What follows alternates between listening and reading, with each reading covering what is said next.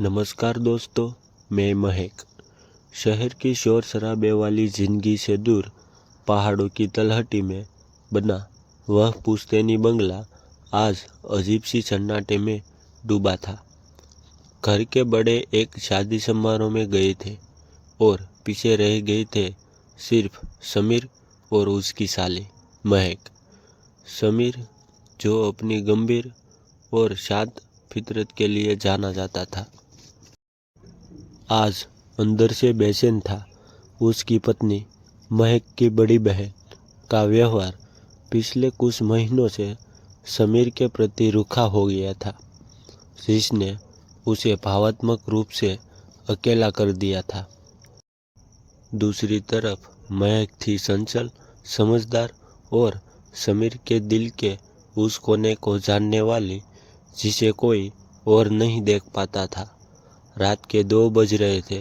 बाहर मूसलाधार बारिश हो रही थी और बिजली के कड़कने से पुराने बंगले की खिड़कियां थरथरा रही थी। जब अचानक बिजली गुल हुई तो महक डर के मारे समीर के कमरे की ओर दौड़ी। अंधेरे में टकराते हुए जब समीर ने उसे संभाला तो उस स्पर्श में एक ऐसी बिजली थी जो आसमान की कड़क से कहीं ज्यादा तेज थी। दोनों एक दूसरे के इतने करीब थे कि एक दूसरे की सांसों की गर्माहट महसूस कर सकते थे। समीर ने धीरे से कहा, घबराओ मत महक, मैं हूँ यहाँ। लेकिन उसके स्वर की कपकपाहट बता रही थी कि वह खुद को संभाल नहीं पा रहा है।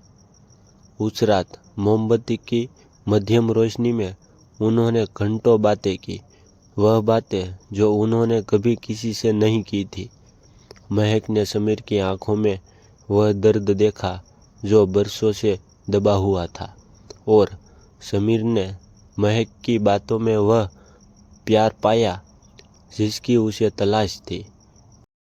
वह रात सिर्फ 2 इंसानों के साथ होने की नहीं थी, बल्कि 2 अधूरी रूहों के मिलन की थी, जहाँ बिना कुछ कहे भी सब कुछ कह दिया गया था। रहस्य की गहराइयाँ और अनकहा अंत। जैसे जैसे रात परवान चढ़ी, कमरे का माहौल और भी गहरा और रहस्यमयी होता गया। महक ने अचानक समीर का हाथ थाम लिया और उसकी आंखों में देखते हुए पूछा, जीजू, क्या आप वाकई खुश हैं? इस एक सवाल ने समीर के सब्र का बांध तोड़ दिया। उसने महक को अपने करीब खींचा और उस पल में समाज, रिश्ते और नैतिकता की सारी दीवारें गिरती हुई महसूस हुई।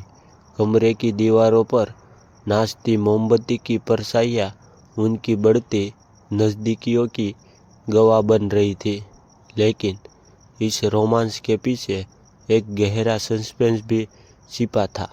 समीर को पता था कि महक की अलमारी में एक ऐसी डायरी है जिसमें उसकी पत्नी के उन राजों का जिक्र है जो समीर की जिंदगी तबाह कर सकते थे। क्या महक उस प्यार की वजह से करीब ला रही थी, या वह उसे उस सच से बचाना चाहती थी जो अगले दिन की रोशनी में सामने आने वाला था?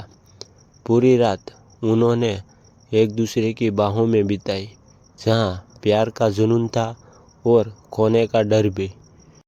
जब सुबह की पहली किरण खिड़की के सनकर आई तो समीर ने खुद को अकेला पाया। महक जा चुकी थी और मेज पर वह डायरी खुली पड़ी थी जिसका आखिरी पन्ना फटा हुआ था। उस रात ने उन्हें हमेशा के लिए बदल दिया था। वे अब केवल जीजू और साली नहीं थे, बल्कि एक ऐसे रहस्य के हिस्सेदार थे जिसे दुनिया कभी नहीं समझ पाती।